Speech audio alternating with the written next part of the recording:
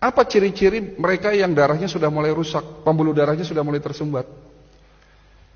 Ya kaki gampang kesemutan, gampang baal, kebas-kebas. Kalau di kepala yo sering migrain, leher kenceng, tubuh lemah. Kalau terjadi sumbatan di jantung akan nyeri dada, sesak dan seterusnya. Itu menunjukkan bahwa sudah terjadinya kerusakan darah dan pembuluh darah. Pertanyaannya lagi, apa yang menyebabkan kerusakan darah dan pembuluh darah sehingga terjadinya kerusakan di sel-sel kita? Penyebabnya karena faktor radikal bebas. Tolong ini diperhatikan, ini penting sekali ilmunya.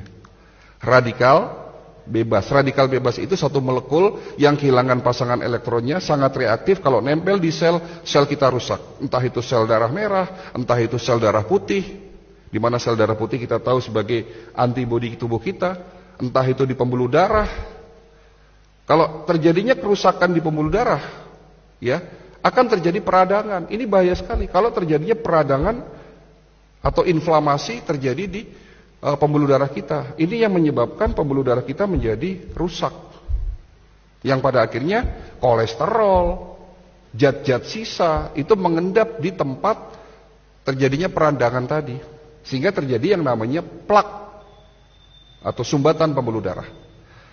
Nah, radikal bebas itu terbentuk akibat proses oksidasi.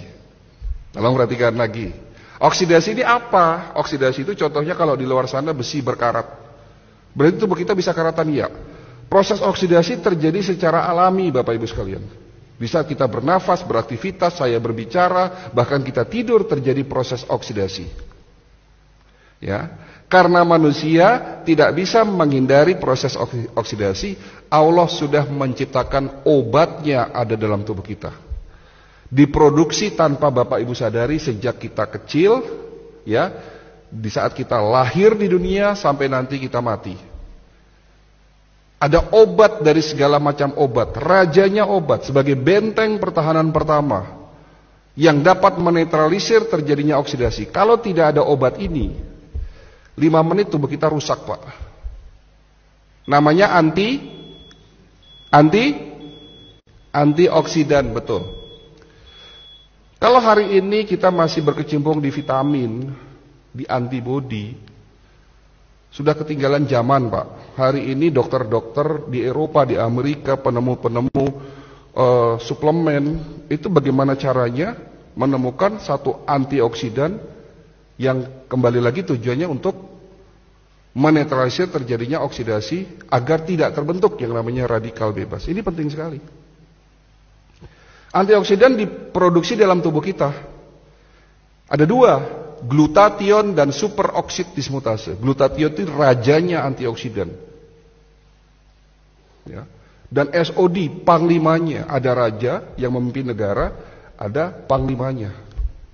Atau perdana menteri lah. Jadi yang menjaga tubuh kita itu sesungguhnya bukan antibodi. Antibodi itu benteng pertahanan kedua, Pak. Benteng pertahanan pertama namanya antioksidan, glutathione dan superoksid dismutase. Namun setelah usia Bapak 40 tahun, produksi antioksidan, glutathione dan SOD menurun.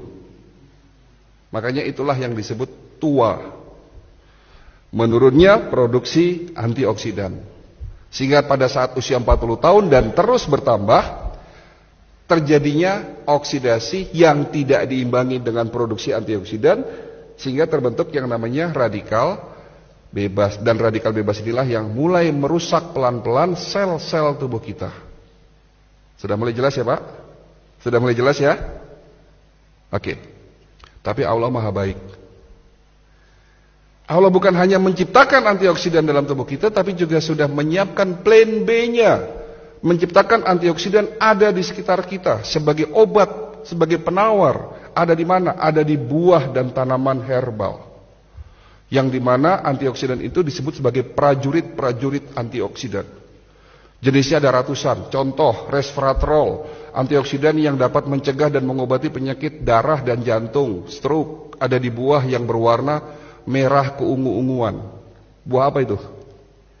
Anggur, blueberry, strawberry, buah delima. Terong bukan buah, Pak. Ya.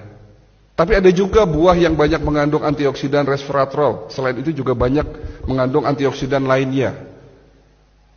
Tapi mungkin buah ini dianggap sebelah mata oleh kita.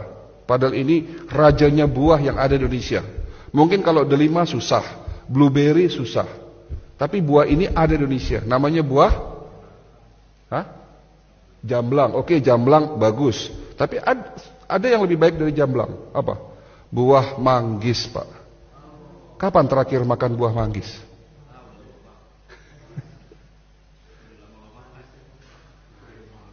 Antioksidan namanya lycopene.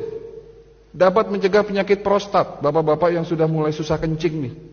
Kencingnya tidak tuntas, netes lama. Kemungkinan sakitnya prostat. Dapat dicegah, diobati oleh lycopene. Ada di mana? Buah tomat dan semangka.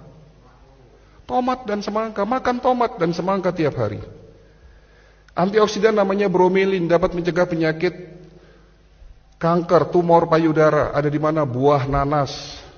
Bilang sama ibunya di rumah kalau pengen tidak kena penyakit kanker payudara, makan nanas tiap hari. Dan nanas juga dapat mencegah penyakit osteoporosis karena mengandung kalsium yang sangat tinggi. Untuk mencegah penyakit Alzheimer atau pikun, makan buah alpukat. Untuk mencegah penyakit batu empedu, makan buah apel. Dan semua buah mengandung prajurit-prajurit antioksidan. Siapa di antara Bapak Ibu yang setiap hari makan minimal 3 jenis buah-buahan? Siapa di antara Bapak Ibu yang dalam waktu 1 minggu tidak makan goreng-gorengan? Siapa di antara Bapak Ibu yang di rumahnya tidak punya mie instan? Yang di rumahnya tidak punya mie instan, 7 tangan. Dan siapa di antara Bapak Ibu yang sudah meninggalkan gula pasir? Inilah jawaban kenapa masyarakat kita banyak yang sakit. Sementara Allah sudah memberikan berkah luar biasa kepada bangsa kita. Betul? Iklim terbaik, tanah paling subur, produsen buah terbesar di dunia, dan produsen tanaman obat terbesar nomor 2 di dunia. Ada 40.000 jenis tanaman obat yang belum kita manfaatkan secara benar. Ya. Antioksidan. Lalu bicara antibodi. Antibodi nggak usah dibahas lah, udah terlalu kuno ya. Tapi itu juga penting, di mana benteng pertahanan kedua adalah antibodi. Dan benteng pertahanan ketiga, ya, proses yang paling penting dari semuanya itu adalah regenerasi sel. Kenapa penyakit diabetes nggak bisa sembuh-sembuh? Ya karena obat yang selama ini kita minum hanya sekedar nurunin gula. Tapi yang harus dilakukan, lakukanlah pengobatan secara holistik.